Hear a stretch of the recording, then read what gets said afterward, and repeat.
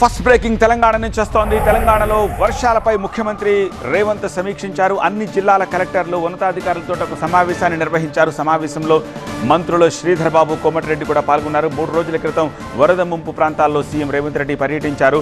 Hydraa commissioner, GHMC అధికారులతో కలిసి బస్తీల్లో క్షేత్రస్థాయిలో పరిశీలించారు. ముంపు ప్రాంతాల్లో తిరుగుతూ ప్రజల సమస్యల్ని స్వయంగా తెలుసుకున్నారు. ఈ నేపథ్యంలో మరోసారి వర్షాలు, వరదలపై సమీక్షించారు. ఆల్రైట్, ప్రస్తుతానికి ఇదే విషయంపై ఆయన సమీక్ష కొనసాగుతోంది. ఆ లైవ్ను ఒకసారి చూద్దాం. లేకపోతే సిగ్నల్ బ్రేక్ అయ్యి ఇదయ్యి ఏదైనా ప్రాబ్లం వస్తే కూడా మీరు ఒక గ్రూప్ క్రియేట్ చేసుకొని డిజాస్టర్ మేనేజ్మెంట్ కోసం నెక్స్ట్ 72 అవర్స్ని అడ్రస్ చేయడానికి అవసరమైన ఒక గ్రూప్ క్రియేట్ చేసుకోండి. కన్సర్న్ మినిస్టర్స్ అందరూ అందుబాటులో ఉంటారు, మేము కూడా అందుబాటులో ఉంటాం.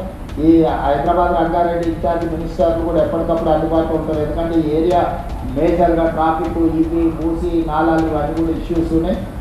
ఇద్దరు ఇన్ఛార్జ్ మినిస్టర్లు కూడా అప్రమత్తంగా ఉంటారు, మీకు అందుబాటులో ఉంటారు.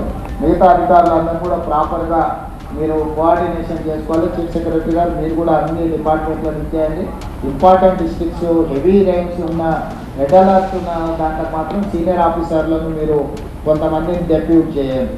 దాంతో ఇదవుతుంది. తర్వాత ఇరిగేషన్ డిపార్ట్మెంట్ కూడా మీరు వాటర్ ఇన్ఫ్లో అవుట్ఫ్లోస్ క్యాలిక్యులేట్ చేసుకొని ఎప్పటికప్పుడు గేట్ పెట్టడం కానీ, లేకపోతే వాటర్ని స్ట్రీమ్ లైన్ చేయడం కానీ, ఎక్కడికక్కడ విడుదల చేయడం కానీ ఉంటుంది. మీరు చాలా వరకు ఏంటంటే ఇప్పుడు గోదావరిలో, కృష్ణలో ఫ్లో ఎక్కువ లేదు కాబట్టి వర్షం వచ్చినా నష్టం లేదనేది అయితే ఆలోచనలు ఉందో, రీసెంట్ డేస్లో క్లౌడ్ బస్ట్ వల్ల ఎక్కువ డ్యామేజ్ అవుతుంది.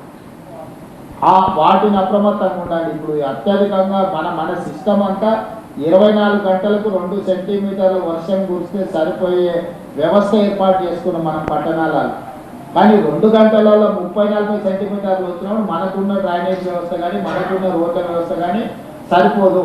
దాంతో ఏమవుతుందంటే పూర్తి స్థాయిలో ఎంత మీరు అటెండ్ చేసినా రోడ్ల మీద మొత్తం నీళ్లు నిలిచిపోతున్నాయి, ట్రాఫిక్ నిలిచిపోతుంది. దాన్ని దృష్టిలో పెట్టుకొని వీలైనంత మేరకు చీఫ్ సెక్రటరీ గారికి సూచన చేస్తున్న స్కూల్స్, కాలేజెస్ కూడా కంటిన్యూగా నడపాలన్నా, హాలిడేస్ ఇవ్వాలన్నా పరిస్థితిని బట్టి అంచనా వేసుకోండి.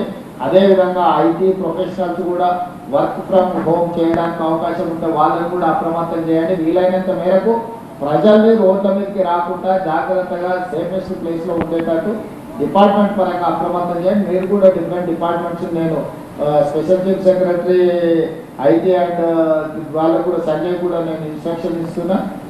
శ్రీధర్ బాబు గారితో కోఆర్డినేట్ చేసుకొని ఐటీ కంపెనీలు కూడా వీలైతే నెక్స్ట్ 2-3 రోజులు వర్క్ ఫ్రమ్ హోమ్ చేసుకోవడానికి అవకాశం